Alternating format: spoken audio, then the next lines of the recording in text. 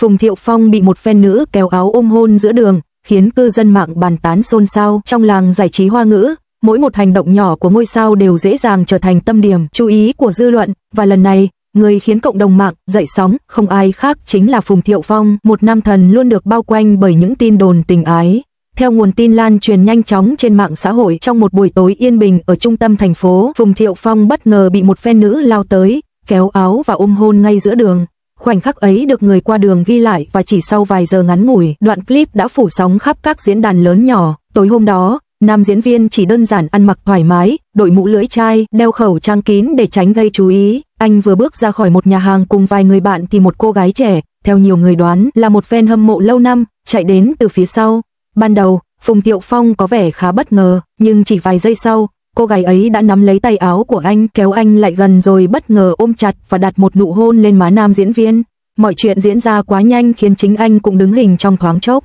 Những người bạn đi cùng cũng sững sờ, còn người đi đường xung quanh thì lập tức rút điện thoại ra quay lại. Không khí buổi tối yên bình bỗng chốc trở nên ồn ào. Trên mạng xã hội, từ khóa Phùng Thiệu Phong bị fan nữ ôm hôn lập tức leo top tìm kiếm. Chỉ trong vòng 30 phút, cư dân mạng chia thành hai luồng ý kiến rõ rệt. Một bên cho rằng đây là hành vi quá khích, xâm phạm quyền riêng tư của nghệ sĩ. Một bên lại bày tỏ sự ghen tị vì fan nữ kia quá may mắn khi được tiếp xúc gần thần tượng. Dẫu vậy, đa số ý kiến đều khẳng định rằng cách hành xử ấy là không phù hợp, dù là trong bất kỳ tình huống nào. Sau khi sự việc xảy ra, phía công ty quản lý của Phùng Thiệu Phong cũng nhanh chóng lên tiếng. Trong bản thông báo ngắn gọn, đại diện của anh nhấn mạnh rằng việc xâm phạm khoảng cách cá nhân là hành động không thể chấp nhận và hy vọng người hâm mộ sẽ thể hiện tình yêu với thần tượng bằng cách đúng mực, tôn trọng ranh giới. Phía công ty cũng cho biết nam diễn viên hoàn toàn không mong muốn sự việc này trở thành đề tài nóng trên mạng, vì nó gây ảnh hưởng lớn đến cuộc sống riêng tư của anh. Điều đáng nói là thời điểm xảy ra vụ việc lại trùng khớp với giai đoạn mà dư luận đang xôn xao bàn tán về mối quan hệ giữa Phùng Thiệu Phong và Triệu Lệ Dĩnh, người từng là vợ anh. Chính vì vậy, đoạn clip tàng khiến nhiều người đặt ra hàng loạt suy đoán. Có người cho rằng, việc anh bị fan nữ ôm hôn giữa phố có thể khiến Triệu Lệ Dĩnh không vui, đặc biệt khi thời gian gần đây có tin đồn cả hai đang tái kết sau thời gian dài chia tay. Một số fan còn tinh ý phát hiện ra vẻ mặt lúng túng của Phùng Thiệu Phong khi bị ôm hôn, dường như anh cố gắng rút tay ra nhưng không muốn gây ồn ào nên giữ bình tĩnh. Truyền thông sau đó cũng nhanh chóng vào cuộc, nhiều tờ báo giải trí đăng tải hình ảnh và clip sự việc với nhiều góc nhìn khác nhau. Hàng loạt bài viết phân tích thái độ của Phùng Thiệu Phong lan tràn khắp các trang mạng. Có người nhận xét, anh ấy rõ ràng không chủ động, vẻ mặt cũng rất ngại ngùng. Đây là hành vi quá đáng của một bộ phận fan quá khích, người khác lại đùa, ước gì mình cũng được ôm thần tượng một cái, nhưng phải được đồng ý chứ không phải bất ngờ như vậy. Sau vài ngày im lặng, Phùng Thiệu Phong cuối cùng cũng lên tiếng trong một buổi phỏng vấn ngắn. Anh nhẹ nhàng nói, tôi biết người hâm mộ rất yêu quý mình, nhưng tôi cũng là một con người bình thường, tôi có giới hạn riêng và mong mọi người tôn trọng điều đó. Lời nói của anh không chỉ nhẹ nhàng mà còn thể hiện sự khéo léo, tránh làm tổn thương bất kỳ ai nhưng vẫn giữ được ranh giới rõ ràng. Chính thái độ điềm đạm ấy khiến nhiều fan hâm mộ thêm yêu quý anh hơn. Tuy nhiên, một điều không thể phủ nhận là sự kiện này đã làm dấy lên làn sóng tranh luận lớn về ranh giới giữa người hâm mộ và thần tượng. Trong xã hội hiện đại, việc yêu mến một ngôi sao là điều hoàn toàn bình thường, nhưng biến tình yêu ấy thành hành động thiếu kiểm soát có thể gây hậu quả nghiêm trọng. Đặc biệt là với những ngôi sao nổi tiếng như Phùng Thiệu Phong, mọi khoảnh khắc đời thường đều có thể trở thành chủ đề bàn tán nóng bỏng.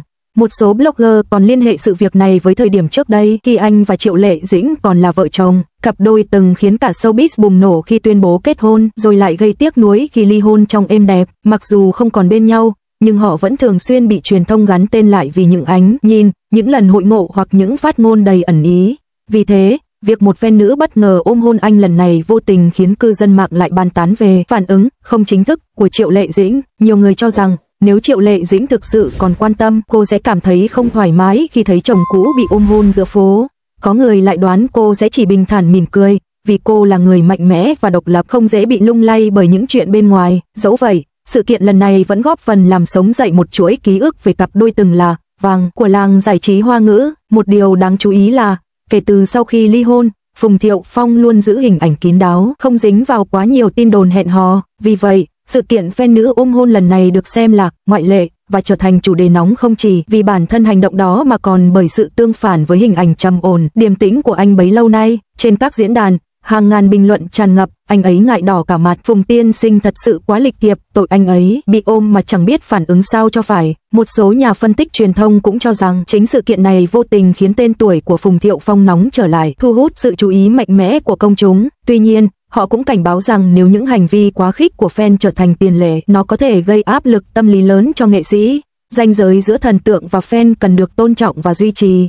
Tất nhiên, giữa những làn sóng bàn tán, có không ít người vẫn để ý đến một chi tiết nhỏ. Trong lúc bị ôm, Phùng Thiệu Phong dường như vô thức đưa tay chạm vào ngực áo, nơi anh từng đeo chiếc nhẫn cưới khi còn bên Triệu Lệ Dĩnh. Dù chỉ là hành động rất nhỏ, nhưng nó khiến nhiều fan thuyền Phùng Triệu dậy sóng. Có phải anh đang nhớ về cô ấy không? Cái chạm tay đó thật nhẹ nhưng đầy cảm xúc. Dù sự việc rồi cũng sẽ dần lắng xuống theo thời gian, nhưng buổi tối hôm ấy chắc chắn sẽ được ghi nhớ như một trong những khoảnh khắc gây bão mạng xã hội nhất của Phùng Thiệu Phong trong năm. Nó không chỉ là câu chuyện về một hành động bất ngờ của fan, mà còn là lời nhắc nhở rằng đằng sau ánh hào quang rực rỡ, những người nổi tiếng cũng chỉ là con người bình thường, có cảm xúc, có giới hạn và xứng đáng được tôn trọng như bất kỳ ai khác.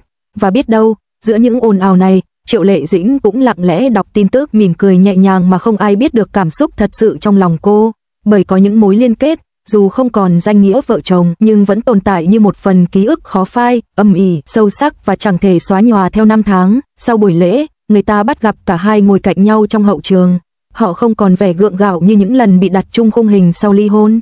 Thay vào đó, cuộc trò chuyện diễn ra tự nhiên như những người đã từng yêu rất sâu, hiểu rất rõ về nhau. Có lúc Triệu Lệ Dĩnh khẽ bật cười trước câu nói của anh, cũng có lúc ánh mắt cô trở nên trầm ngâm khi nhắc đến những điều đã qua. Phùng Thiệu Phong thì vẫn giữ ánh nhìn không rời khỏi cô, như thể anh sợ rằng chỉ cần chớp mắt thôi, hình bóng ấy sẽ tan biến. Nhiều người chứng kiến đều cho rằng giữa hai người vẫn còn một sợi dây vô hình kết nối họ, một sợi dây của tình cảm chưa bao giờ phai nhạt. Dù cuộc hôn nhân của họ đã từng kết thúc, dù cả hai đã lựa chọn con đường riêng, nhưng những cảm xúc thật lòng thì chưa bao giờ biến mất.